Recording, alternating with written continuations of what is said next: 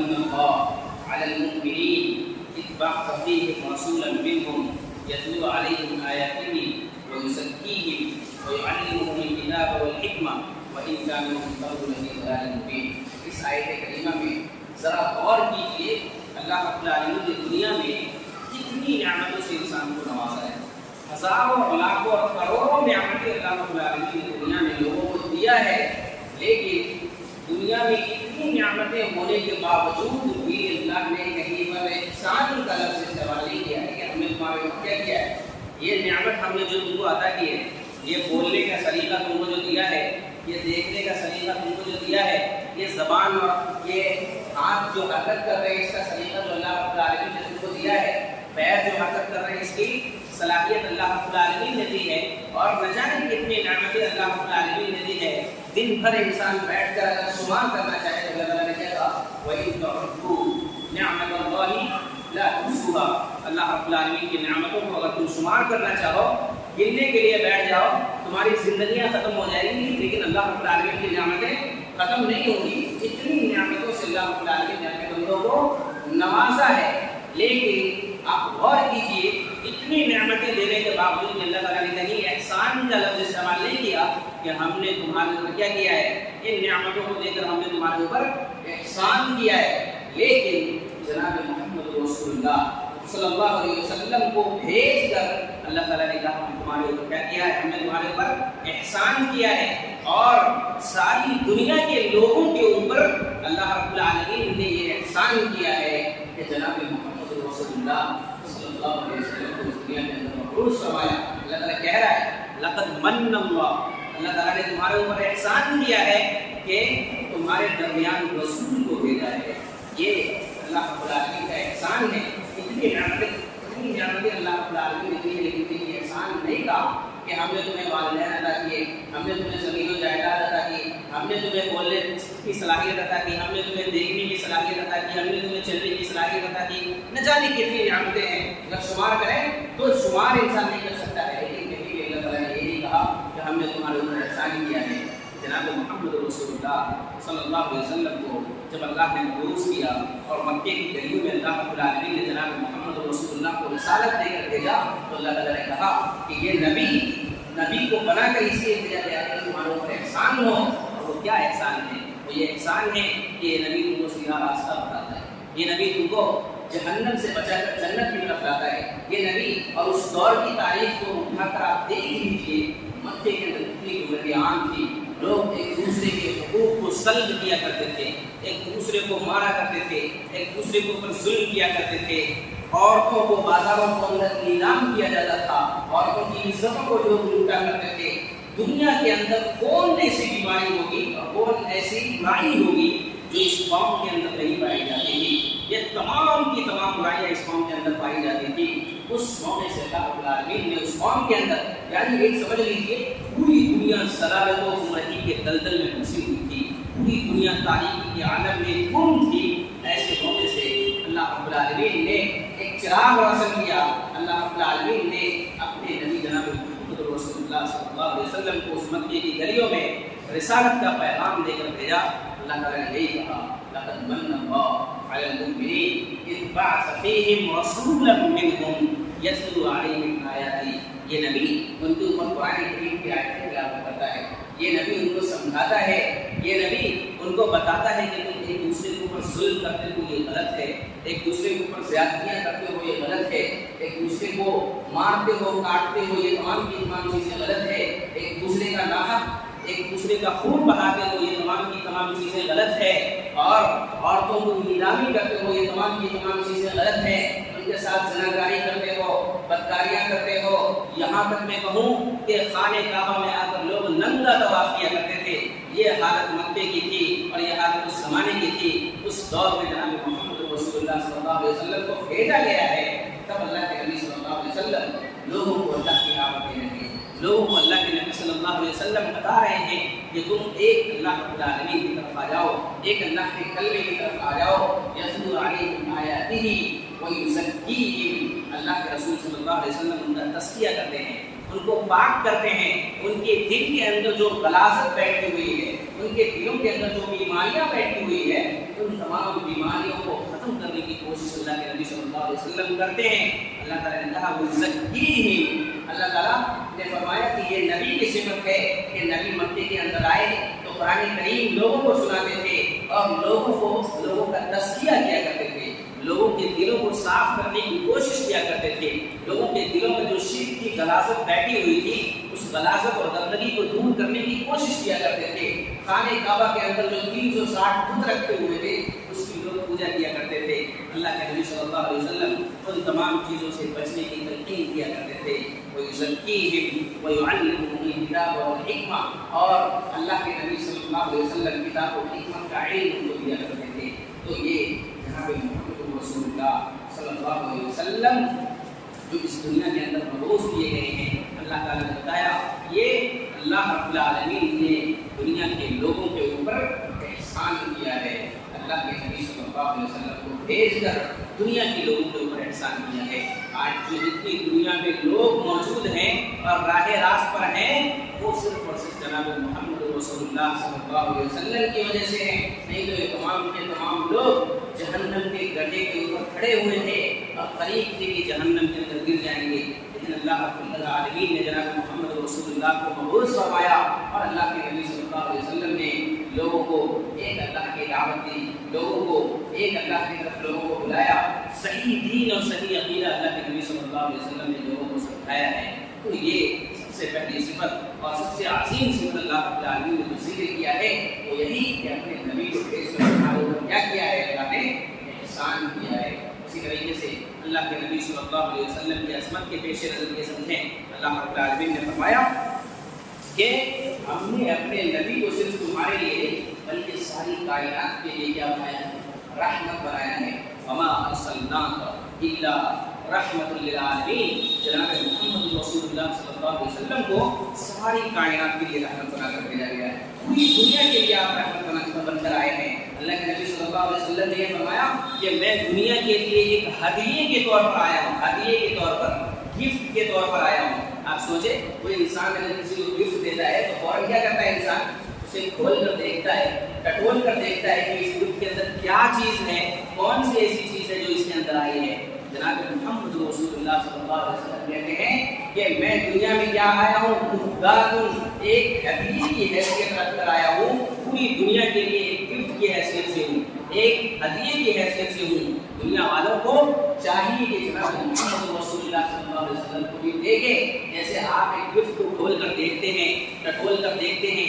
جناب محمد رسول اللہ صلی اللہ علیہ وسلم کی سیرت کو بھی کبھی اٹھا کر دیکھیں جو پوری دنیا کے لیے گفٹ کی حیثیت. مسلمانوں کے لیے اللہ کے نبی نہیں آئے, صرف مومنوں کے لیے اللہ کے نبی نہیں آئے, صرف متقیوں کے لیے اللہ کے نبی نہیں آئے, بلکہ پوری دنیا کے لیے اللہ کے نبی صلی اللہ علیہ وسلم کو بھیجا گیا ہے. پوری دنیا کے اوپر اللہ کے نبی صلی اللہ علیہ وسلم کا احسان ہے. اللہ تعالیٰ نے اسی احسان کا تذکرہ کیا ہے اور اللہ کے نبی صلی اللہ علیہ وسلم نے یہی فرمایا میں گفٹ کی حیثیت سے ہوں, پوری دنیا کے لیے ہدیے کی حیثیت سے ہوں. لہذا لوگ اللہ کے نبی صلی اللہ علیہ وسلم کی زندگی کو دیکھیں, آپ صلی اللہ علیہ وسلم کیسے رہا کرتے تھے, آپ صلی اللہ علیہ وسلم کا اخلاق کیا تھا, آپ صلی اللہ علیہ وسلم دنیا میں صحابہ کرام کے ساتھ کس طریقے سے زندگی گزارا کرتے تھے, آپ صلی اللہ علیہ وسلم اپنی بیویوں کے ساتھ کس طریقے سے زندگی گزارا کرتے تھے, آپ صلی اللہ علیہ وسلم کا پیغام کیا ہوا کرتا تھا اور پوری دنیا کو آپ صلی اللہ علیہ وسلم نے کیا پیغام دیا ہے. کبھی اس ہدیے کو کھول کر دیکھنے کے بھی لوگ کوشش کریں کہ اللہ کے نبی صلی اللہ علیہ وسلم نے کیا پیغام دیا ہے. دور دور سے صرف اسلام کے اوپر زبان درازیاں کرنا, جناب محمد رسول اللہ صلی اللہ علیہ وسلم کے اوپر زبان درازیاں کرنے سے کچھ نہیں ہونے والا ہے. جو لوگ نبی کو سمجھے ہیں اللہ تعالیٰ نے دنیا کے اندر دکھایا ہے کہ ان کو کتنی سربلندی ملی ہے. اللہ تعالیٰ نے دنیا کے اندر دکھایا ہے کہ اللہ رب العالمین نے ان کو ملکیت عطا کی, اللہ رب العالمین نے ان کو بادشاہت عطا کی. اللہ رب العالمین نے وہ قوم جو بدخو قوم تھی, جو قوم بکریاں چرانا نہیں جانا کرتی تھی, ان کو یہ نہیں معلوم تھا کہ بکریاں کیسے چرایا جاتا ہے, اس قوم نے جب نبی صلی اللہ علیہ وسلم کو سمجھا ہے, اللہ کے نبی صلی اللہ علیہ وسلم کی تعلیم کو سمجھا ہے, تو اللہ رب العالمین نے اس قوم کو کہاں سے کہاں پہنچا دیا ہے. اس وقت کے بادشاہ جو روم ہوا کرتے تھے وہ لوگ بھی اسلام کی سلطنت سے کعبہ کرتے تھے. یہ کیوں؟ صرف اس وجہ سے کہ انہوں نے اللہ کے نبی صلی اللہ علیہ وسلم کو سمجھا ہے. لہذا میری اپیل ہے دنیا والوں سے کہ اللہ کے نبی صلی اللہ علیہ وسلم کو سمجھیں، آپ صلی اللہ علیہ وسلم کی تاریخ کو سمجھیں، آپ صلی اللہ علیہ وسلم کے اخلاق کو سمجھیں، آپ صلی اللہ علیہ وسلم کی زندگی گزارنے کے طریقے کو سمجھیں۔ اگر لوگ اس طریقے سے اللہ کے نبی صلی اللہ علیہ وسلم سے بغض رکھیں گے جس طریقے سے مکہ والے رکھتے تھے، تو ان کا بھی انجام دنیا نے دیکھ لیا ہے۔ سرداریاں تھی دنیا کے اندر، عیش پرستی کی زندگی گزار رہا کرتے تھے، لیکن اللہ کے نبی صلی اللہ علیہ وسلم کو انہوں نے نہیں سمجھا۔ دنیا کے اندر ان کا کیا حال ہوا وہ پوری تاریخ جانتی ہے، دنیا کے لوگ جانتے ہیں کہ ان کا کیا حال ہوا۔ ابو جہل کا کیا حال ہوا، عتبہ کا کیا حال ہوا، ولید کا کیا حال ہوا، امیہ بن خلف کا کیا حال ہوا، ابو لہب کا کیا حال ہوا۔ دنیا جانتی ہے جنہوں نے جناب محمد رسول اللہ صلی اللہ علیہ وسلم کو نہیں سمجھا، آپ صلی اللہ علیہ وسلم کی تعریف کو نہیں سمجھا، آپ صلی اللہ علیہ وسلم کو گالیاں دیتے رہے، آپ صلی اللہ علیہ وسلم کو برا بھلا کہتے رہے، آپ صلی اللہ علیہ وسلم کے اوپر کیچڑ اچھالتے رہے، تو ایسے لوگوں نے دنیا کے اندر بھی دیکھا اور آخرت میں تو ایسے لوگوں کے لیے دردناک عذاب عطا ہوگا، لیکن تیار کر رکھا ہے۔ لہذا میری اپیل ہے تمام مسلمانان عالم سے خصوصاً اور دنیا کے تمام لوگوں سے عموماً کہ اللہ کے نبی صلی اللہ علیہ وسلم کی سیرت کو پڑھیں اور صدق دل سے سیرت کو پڑھیں، تو آپ سمجھیں گے کہ اللہ کے نبی صلی اللہ علیہ وسلم پوری دنیا کے لیے گفٹ کی حیثیت سے ہیں، پوری دنیا کے لیے ایک ہدیے کی حیثیت سے ہیں۔ اور اللہ رب العالمین نے اپنے نبی جناب محمد رسول اللہ صلی اللہ علیہ وسلم کے بارے میں فرمایا، یا ایھا النبی انا ارسلناک شاہدا ومبشرا ونذیرا وداعیا الی اللہ باذنہ وسراجا منیرا۔ اللہ کے نبی صلی اللہ علیہ وسلم کی صفات کا تذکرہ کرتے ہوئے اللہ تعالیٰ نے فرمایا، اے نبی انا ارسلناک شاہدا، ہم نے آپ کو جو بھیجا ہے ایک گواہ بنا کر بھیجا ہے۔ لوگ یہاں پر یہ بھی تذکرہ کرتے ہیں، شاہدن کا معنی کرتے ہیں حاضر و ناظر، شاہدن کا معنی حاضر و ناظر نہیں ہے، بلکہ اللہ کے نبی صلی اللہ علیہ وسلم کو گواہ بنا کر اس امت کے اوپر کیا کیا گیا ہے، مبعوث کیا گیا ہے۔ امت کے اچھے لوگ جو اللہ کے نبی صلی اللہ علیہ وسلم کی تعلیم کو قبول کرتے ہیں، ایسے لوگوں کے لیے اللہ کے نبی گواہ بنیں گے، اور جو لوگ اللہ کے نبی صلی اللہ علیہ وسلم کی تعلیم کو قبول نہیں کرتے ہیں، ایسے لوگوں کے لیے اللہ کے نبی صلی اللہ علیہ وسلم کو قیامت کے دن گواہی دیں گے کہ یہ وہ لوگ ہیں جو اس دنیا کے اندر میری اتباع کیا کرتے تھے، میری پیروی کیا کرتے تھے، اور یہ وہ لوگ ہیں جنہوں نے دنیا کے اندر میرے طریقے کو ترک کر دیا تھا، میرے طریقے کو چھوڑ دیا تھا۔ تو یہ اللہ کے نبی صلی اللہ علیہ وسلم کی صفت ہے کہ آپ دنیا میں گواہی دیں گے، آخرت کے اندر گواہی دیں گے، تو قیامت کے میدان میں تو اللہ تعالیٰ نے کہا، یا ایھا النبی انا ارسلناک شاہدا ومبشرا، اور میں تم کو کس بات کے لیے بھیجا رہا ہوں؟ اللہ تعالیٰ نے فرمایا ہم بھیج رہے ہیں تم کو تو بشارت سنانے والا بنا کر بھیج رہے ہیں۔ اللہ کے نبی صلی اللہ علیہ وسلم بشارت بھی دیا کرتے تھے، لوگوں کو بشارت دیا کرتے تھے۔ کس بات کی بشارت دیا کرتے تھے؟ ایک اللہ کی طرف آ جاؤ تو تمہارے لیے آخرت کے اندر بھی جنت ہے، اور دنیا کے اندر بھی اللہ کے نبی صلی اللہ علیہ وسلم نے کیا فرمایا؟ دنیا میں بھی تم سرخرو رہو گے، دنیا میں بھی تم کامیاب رہو گے، اور آخرت کی زندگی جو اس سے زیادہ کیا ہے، بہتر ہے۔ آپ صلی اللہ علیہ وسلم صفا پہاڑی پر کھڑے ہوتے ہیں تو کیا فرماتے ہیں کہ تم ایک اللہ کی طرف آ جاؤ، کیا ہو جائے گا؟ بشارت کیا دی آپ صلی اللہ علیہ وسلم نے؟ تملک العرب والعجم، تم عرب کے مالک بن جاؤ گے۔ سرداری چاہتے ہو، تم یہ چاہتے ہو کہ دنیا ہمیں سردار کہے، تم یہ چاہتے ہو کہ ہمیں حکومت ملی رہے، تو تم صرف اللہ کی وحدانیت کو قبول کر لو۔ تو یہ بشارت اللہ کے نبی صلی اللہ علیہ وسلم نے دیا کہ تملک العرب والعجم، تم عرب کے بھی مالک بن جاؤ گے، تم عجم کے بھی مالک، عجم کے بھی مالک بن جاؤ گے۔ اور جنہوں نے آپ صلی اللہ علیہ وسلم کی اس تعلیم کو قبول کیا ہے، تو دنیا نے دیکھا ہے کہ کس طریقے سے صحابہ کرام نے دنیا کو حکومت کی ہے۔ تو یہ تمام کی تمام چیزیں اللہ کے نبی صلی اللہ علیہ وسلم نے دنیا والوں کو بتایا ہے، اور یہ آپ صلی اللہ علیہ وسلم کی صفات ہے کہ آپ صلی اللہ علیہ وسلم ایسے نہیں بلاتے ہیں، بلکہ بلانے کے ساتھ ساتھ آپ صلی اللہ علیہ وسلم بشیر بھی ہیں، لوگوں کو بشارت دیتے ہیں، جنت کی بشارت دیتے ہیں، نعمتوں کی بشارت دیتے ہیں، اور اللہ کے نبی صلی اللہ علیہ وسلم نذیر ہیں، لوگوں کو ڈراتے ہیں۔ اس بات سے ڈراتے ہیں، اس بات سے ڈراتے ہیں کہ تم جہنم کے اندر نہ چلے جاؤ، تم جو گمراہی کے کام کر رہے ہو اس سے رک جاؤ، تم جو ضلالت و گمراہی کی دلدل میں پھنسے ہوئے ہو اس سے نکل جاؤ، تم جو شرک و بدعات کر رہے ہو ان تمام چیزوں کو ترک کر دو، ان تمام چیزوں کو چھوڑ دو۔ اللہ کے نبی صلی اللہ علیہ وسلم اسی وعیدیں سنایا کرتے تھے کہ دنیا میں بھی اس کا برا انجام ہے اور آخرت میں بھی اس کا برا انجام ہے۔ اسی طریقے سے اللہ کے نبی صلی اللہ علیہ وسلم کی ایک اور صفت وداعیا الی اللہ، اللہ کی طرف بلانے والے تھے، اللہ کی طرف بلانے والے تھے۔ دعوت کے اصول میں سے سب سے پہلا اصول یہی سمجھیں کہ اگر کوئی انسان دعوت دے رہا ہے، کسی کو بھی دعوت دے رہا ہے، تو اللہ کی طرف بلایا جائے۔ دعوت میں دنیا کی طرف نہیں بلانا ہے، لوگوں کی طرف نہیں بلانا ہے، مسالک کی طرف لوگوں کو نہیں بلانا ہے، صرف اور صرف اللہ رب العالمین کی طرف لوگوں کو بلانا ہے۔ اور اسی چیز کا تذکرہ اللہ تعالیٰ نے دوسری آیت کریمہ میں کر دیا، قل هذه سبیلی ادعو الی اللہ علی بصیرۃ، اے نبی آپ کہہ دیجئے کہ یہ میرا سیدھا راستہ ہے، هذه سبیلی یہ میرا راستہ ہے، اور میں کہاں بلاتا ہوں؟ ادعو الی اللہ، میں اللہ کی طرف لوگوں کو بلاتا ہوں، میں اللہ رب العالمین کی طرف لوگوں کو بلاتا ہوں، میں ادھر ادھر کی باتیں نہیں کرتا ہوں، میں صرف اور صرف اللہ کی طرف بلاتا ہوں۔ کیسے بلاتا ہوں؟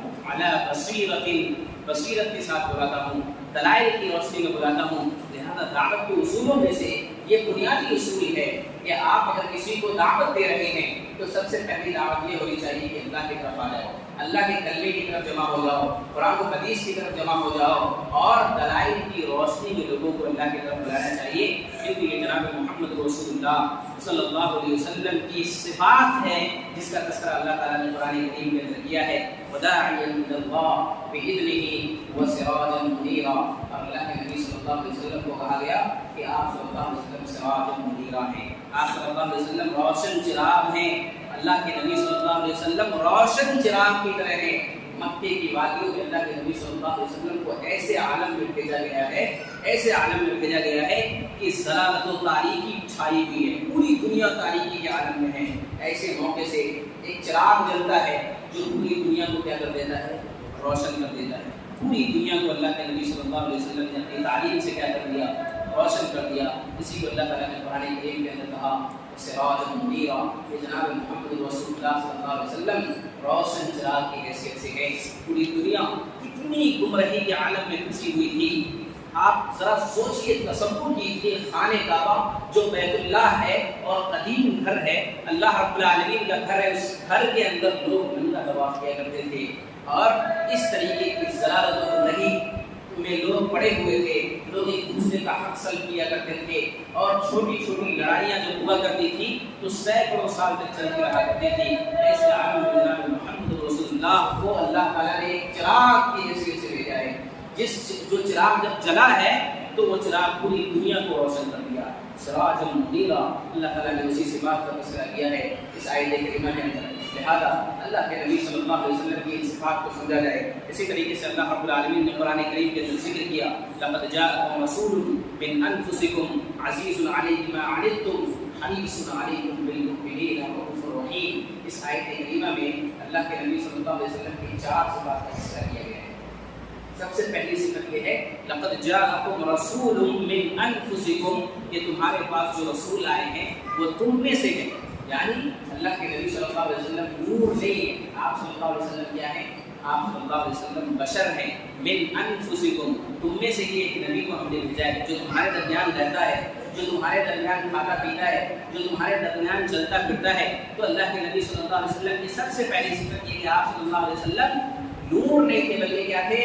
بشر تھے۔ اللہ تعالیٰ نے خود کہا ہے قرآن کریم کے اندر انما انا بشر، میں کیا ہوں؟ بشر ہوں۔ فرق یہ ہے، میرے اور تمہارے درمیان فرق یہ ہے کہ یوحیٰ الیہ انما الہکم الہ واحد، میری طرف وحی ہوتی ہے، میں نبی ہوں، تم نبی نہیں ہو۔ اور نبوت کے مقام کو کوئی انسان کبھی نہیں پا سکتا ہے۔ نبوت کے مقام کو تو چھوڑیے، ایک صحابی جو اس نبی صلی اللہ علیہ وسلم کی ارد و گرد ہے، ان کے مقام کو کوئی انسان پوری زندگی عبادت کرتا رہے تو نہیں پا سکتا ہے، تو نبوت کے مقام کو کون پا سکتا ہے؟ لہذا اللہ کے نبی صلی اللہ علیہ وسلم کی سب سے پہلی صفت یہ ہے کہ آپ صلی اللہ علیہ وسلم بشر تھے۔ اور آپ کو بتاؤں تو حیرت ہوگی کہ مکے کے لوگ اللہ کے نبی صلی اللہ علیہ وسلم کی تعلیم کو جو قبول نہیں کرتے تھے وہ یہی جھگڑا تھا کہ اللہ کے نبی صلی اللہ علیہ وسلم تو بشر ہیں، ایک انسان ہیں، ہمارے درمیان چلتے ہیں، ما لہذا الرسول یأکل الطعام ویمشی فی الاسواق، یہ کیا مسئلہ ہے؟ یہ نبوت کا دعویٰ کر رہا ہے، یہ رسالت کا دعویٰ کر رہا ہے، یہ ہمارے درمیان چلتا ہے، ہمارے درمیان پھرتا ہے، ہمارے بازاروں میں گھومتا ہے، یہ ہمارے پاس رہتا تھا، یہ ابھی نبوت کا دعویٰ کیسے کرنے لگ گیا؟ یہ نبی کیسے بن گیا؟ یہی تو جھگڑا تھا۔ لوگ اس بات کو قبول نہیں کرتے تھے کہ ایک بشر کیسے نبی ہو سکتا ہے۔ نبوت کا اللہ کے نبی صلی اللہ علیہ وسلم نے جو دعویٰ کیا ہے تو مکے کے لوگ یہی کہا کرتے تھے کہ ایک بشر کیسے نبی ہو سکتا ہے. لہذا سب سے پہلی چیز یہی چیز معلوم ہوئی کہ اللہ کے نبی صلی اللہ علیہ وسلم بشر تھے اور اسی بات کا جھگڑا تھا اور اسی لیے لوگ ماننے کے لیے تیار نہیں کہ اللہ کے نبی صلی اللہ علیہ وسلم کو کہ کوئی نوری مخلوق آنی چاہیے, کوئی آسمان سے گرنا چاہیے تاکہ ہم اس کی رسالت کو قبول کریں. یہ ہمارے درمیان چلنے والے لوگ کیسے نبی بن گئے, اسی بات کا جھگڑا تھا اور اسی لیے اللہ کے نبی صلی اللہ علیہ وسلم کے تعلیم کو انہوں نے قبول نہیں کیا. تو سب سے پہلی صفت اللہ کے نبی صلی اللہ علیہ وسلم کی جو ہے وہ یہ ہے کہ آپ صلی اللہ علیہ وسلم بشر تھے. اور دوسری چیز جو اللہ تعالیٰ نے فرمایا لقد جاءکم رسول من انفسکم عزیز علیہ ما عنتم, تم پر کوئی مشقت ہو, تمہیں کسی پریشانی کا سامنا کرنا پڑے, یہ اللہ کے نبی صلی اللہ علیہ وسلم کو برداشت نہیں ہے. اللہ کے نبی صلی اللہ علیہ وسلم کو یہ برداشت نہیں کہ میری امت مشقت میں پڑ جائے. اسی لیے اللہ کے نبی صلی اللہ علیہ وسلم کہا کرتے تھے کہ اگر مجھے اس بات کا خدشہ نہیں لاحق ہوتا کہ امت کے اوپر مشقت ہو جائے تو میں مسواک کو ہر وضو کے وقت لوگوں کے اوپر کیا کر دیتا, لازم کر دیتا. مشقت کے خدشے کے تحت اللہ کے رسول صلی اللہ علیہ وسلم نے مسواک کو لازم نہیں کیا ہے. اللہ کے نبی صلی اللہ علیہ وسلم تراویح کی نماز 3 دن آپ صلی اللہ علیہ وسلم نے پڑھائی. اس کے بعد آپ صلی اللہ علیہ وسلم نے کیا کہا کہ میں اس بات کے خدشے کے تحت اس نماز کو ترک کر رہا ہوں کہ میری امت کے اوپر یہ چیز گرانا گزرنے لگے, میری امت کے اوپر مشقت نہ ہونے لگے. تو اللہ کے نبی صلی اللہ علیہ وسلم یہ نہیں چاہتے تھے کہ امت مشقت میں پڑ جائے. لہذا مشقت والے اعمال سے انسان کو بچنا چاہیے. اللہ کے نبی صلی اللہ علیہ وسلم کی صفت تھی کہ آپ صلی اللہ علیہ وسلم یہ چاہتے تھے کہ میری امت مشقت کے اندر نہ پڑ جائے. اور اللہ کے نبی صلی اللہ علیہ وسلم نے فرمایا کہ مجھے دین حنیف دے کر بھیجا گیا ہے. دین حنیف دے کر بھیجا گیا ہے جو دین کیا ہے, بہت ہی آسان دین ہے. لہذا دین کو مشقت مت بناؤ. آج جو بہت ساری چیزیں سوشل میڈیا پہ آتی رہتی ہیں یہ مشقت والے فیل جو اپنے اوپر لوگ لازم کرتے ہیں, ان چیزوں سے انسان کیا کرے, بچیں. اللہ کے نبی صلی اللہ علیہ وسلم کے بارے میں آتا ہے کہ آپ صلی اللہ علیہ وسلم کے پاس جب بھی کوئی چیز پیش کی جاتی تھی تو آپ صلی اللہ علیہ وسلم جو چیز آسان ہوتی تھی اس کو قبول فرمایا کرتے تھے. لہذا ہمارا اسلام یہ نہیں کہتا ہے کہ اپنے نفس کے اوپر ظلم کرے کوئی انسان, اپنے نفس کے اوپر کوئی انسان زیادتی کرے اور مشقت والے اعمال کو انجام دے اور اسے بہتر عمل سمجھے. یہ چیز اسلام کا حصہ نہیں ہے. تو اللہ کے نبی صلی اللہ علیہ وسلم کی یہ صفت ہے کہ آپ صلی اللہ علیہ وسلم یہ کبھی نہیں چاہتے کہ میری امت کیا ہو, مشقت کے اندر پڑے. اور آپ صلی اللہ علیہ وسلم کی ایک صفت یہ بھی ہے کہ آپ صلی اللہ علیہ وسلم یہ کبھی نہیں چاہتے ہیں کہ میری امت کو نفع نہ پہنچے, ہمیشہ میری امت کو نفع پہنچتا رہے. اسی لیے اللہ کے نبی صلی اللہ علیہ وسلم نے فرمایا میں تم کو جہنم سے پکڑ پکڑ کر کھینچ کر لاتا ہوں اور تم دامن چھوڑا کے جہنم کی طرف بھاگتے ہو. تمہارے اعمال ایسے ہیں کہ تم دامن چھوڑا چھوڑا کر جہنم کی طرف بھاگتے ہو. میں تم کو پکڑ پکڑ کر لاتا ہوں کہ تم جہنم سے بچ جاؤ, تم آگ سے بچ جاؤ, تم نار سے بچ جاؤ, لیکن تم دامن چھوڑا کر بھاگتے ہو. تو جناب محمد رسول اللہ صلی اللہ علیہ وسلم کی صفت تھی کہ آپ یہ چاہتے تھے امت کے اوپر مشقت نہ ہو, امت ہمیشہ نفع میں رہے, امت ہمیشہ منفعت میں رہے. اور آپ صلی اللہ علیہ وسلم کی چوتھی صفت کا جو تذکرہ کیا کہ آپ صلی اللہ علیہ وسلم رؤوف الرحیم ہیں, بڑے رحم دل ہیں. اسی لیے اللہ کے نبی صلی اللہ علیہ وسلم نے فرمایا کہ میں جب مسجد کے اندر کھڑا ہوا ہوتا ہوں, نماز میں کھڑا ہوا ہوتا ہوں اور میں چاہتا ہوں نماز کو لمبی کر دوں, نماز کو لمبی کر دوں, لیکن مجھے پیچھے سے آواز آتی ہے, بچوں کے رونے کی جب آواز آتی ہے تو میں اس نماز کو کیا کر دیتا ہوں, مختصر کر دیتا ہوں. یہ کیوں کر دیتا ہوں, وہ اس لیے کر دیتا ہوں کہ پیچھے جو بچے رو رہے ہیں اس کی ماں کے دل میں کیا گزرتا ہے, یہ چیز اس بات کا مجھے احساس ہے. لہذا میں اپنی نماز کو کیا کر دیتا ہوں, مختصر کر دیتا ہوں. اس حدیث سے بھی بہت سارے مسائل ملتے ہیں. اللہ کے نبی صلی اللہ علیہ وسلم کے زمانے میں عورتیں مسجدوں کے اندر آیا کرتی تھی, یہ بھی مسئلہ اس حدیث سے ثابت ہوتا ہے. اسی طریقے سے بچے جو دودھ پیتے بچے ہیں وہ بھی مسجد کے اندر آیا کرتے تھے, اور اللہ جو خواتین ہوا کرتی تھی وہ اپنے دودھ پیتے بچوں کو بھی مساجد کے اندر لے کر آیا کرتی تھی. اسی طریقے سے بچے بھی مساجد کے اندر آ سکتے ہیں. اسی طریقے سے اللہ کے نبی صلی اللہ علیہ وسلم جو تھے کتنے مشفق تھے اپنی امت کے لیے, اس چیز کا بھی اس حدیث سے پتہ چلتا ہے.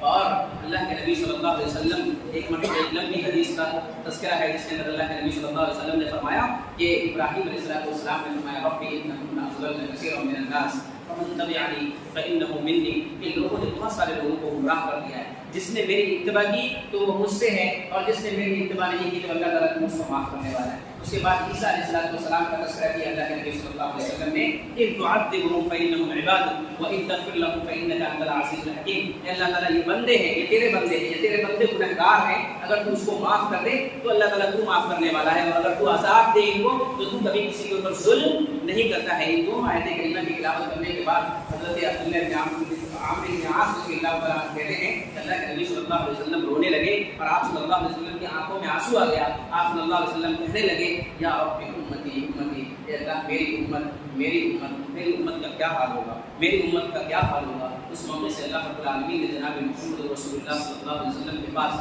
حضرت جبرائیل علیہ السلام کو بھیجا کہ جاؤ میرے نبی سے پوچھو کہ میرے نبی رو کیوں رہے ہیں. حالانکہ اللہ تعالیٰ جانتا ہے کہ اللہ کے نبی صلی اللہ علیہ وسلم کیوں رو رہے ہیں. جب جبرائیل علیہ السلام اللہ کے نبی صلی اللہ علیہ وسلم کے پاس آتے ہیں، سوال کرتے ہیں اللہ کے نبی صلی اللہ علیہ وسلم آپ رو کیوں رہے ہیں.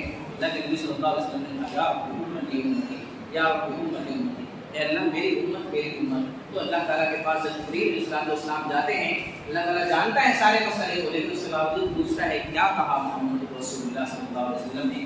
تو حضرت جبرائیل علیہ السلام نے کہا ایسا ایسا واقعہ ہے، اور محمد رسول اللہ صلی اللہ علیہ وسلم کہہ رہے ہیں یا رب امتی امتی. تو اللہ رب العالمین نے کہا جاؤ محمد رسول اللہ صلی اللہ علیہ وسلم سے کہہ دو کہ میں اس کی امت کے سلسلے میں اس کو راضی کر دوں گا. یعنی اللہ رب العالمین نے کہا کہ میں اتنا عطا کر دوں گا کہ محمد رسول اللہ صلی اللہ علیہ وسلم اپنی امت کے سلسلے میں کیا ہو جائیں گے، راضی ہو جائیں گے. کہ جناب محمد رسول اللہ کتنے مشرق تھے، اس امت کے تئیں کتنا درد تھا آپ صلی اللہ علیہ وسلم کے دل میں. اور ذرا سوچئے، صرف انسانوں کے لیے آپ صلی اللہ علیہ وسلم کے دل میں درد نہیں تھا، جانوروں تک کے لیے آپ صلی اللہ علیہ وسلم کے دل میں درد تھا. ایک واقعہ ایسا ملتا ہے کہ اللہ کے نبی صلی اللہ علیہ وسلم جب ایک باغ کے اندر جاتے ہیں، جو انصاری کا باغ تھا، ایک صحابی رسول کا باغ تھا، اس باغ کے اندر جب اللہ کے رسول صلی اللہ علیہ وسلم داخل ہوتے ہیں تو دیکھتے ہیں کہ ایک اونٹ ہے جو رو رہا ہے، اس کی آنکھوں سے آنسو گر رہے ہیں. اللہ کے نبی صلی اللہ علیہ وسلم جاتے ہیں، اس اونٹ کے سر پر ہاتھ پھیرتے ہیں